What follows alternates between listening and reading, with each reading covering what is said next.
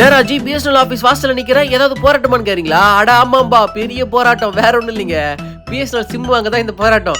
உள்ள செம கிரௌடா இருக்கான். அதான் வெளியில நாங்க டென்ட் அடிச்சிரோம், அங்க போய் வாங்கிங்கன்னு சொல்லிட்டாங்க. இங்க வந்து பார்த்தா இங்கேயும் செம கும்பலாகுது. இதுக்கெல்லாம் காரணம் யாருன்னு நினைக்கிறீங்க? ஜியோவும் ஏர்டெல்லும் போட்டி போட்டுன்னு மொபைல் ரீசார்ஜ் அமௌண்ட் ஏற்றி விட்டாங்க. எல்லாரும் கண்டிப்பா 2 சிம் வச்சிருப்போம். ஒரு சிம்முக்கு டேட்டா பிளான் போடலாம், பரவாயில்ல. 2 சிம்முக்கு எப்படி போடுறது? 2யும் வச்சு மெயின்டைன் பண்றது கஷ்டம். அதான் ஒன்னு பிஎஸ்என்எலுக்கு மாத்திலாமே சொல்லிட்டு மொபைல் போர்ட்டபிலிட்டி பண்ண வந்திருக்கும். பிஎஸ்என்எல் மட்டும் தான் மந்த்லி பிளான் காஸ்ட் கம்மியா இருக்கு. மத்த எல்லா நெட்வொர்க்லயும் வாய்ஸ் கால் பேசுறதுக்கு மட்டும் ஏதாவது ஒரு பேக் கொடுத்துருக்கலாம், பட் கொடுக்கல. சரி, நான் எங்களுக்கு சிம்மு கிடைச்சிருக்கலான்னு கேட்டோம். எப்பா கடைசியா வந்துங்களா சிம்மு கிடையாது, இன்னும் 10 சிம்மு தான் இருக்குட்டாரு. அப்புறம் எண்ணி பார்த்தோம், ஏன்னா நாங்க தான் 10வது ஆளு, எங்களை மறந்துடாதீங்க சிம்மு குத்துருங்க சொல்லிட்டு. இங்க பாருங்க ஃப்ரெண்ட, இந்த சிம்மு வாங்குறதுக்கு என்னென்ன எடுபடி வேலை செய்யலாம் பாருங்க.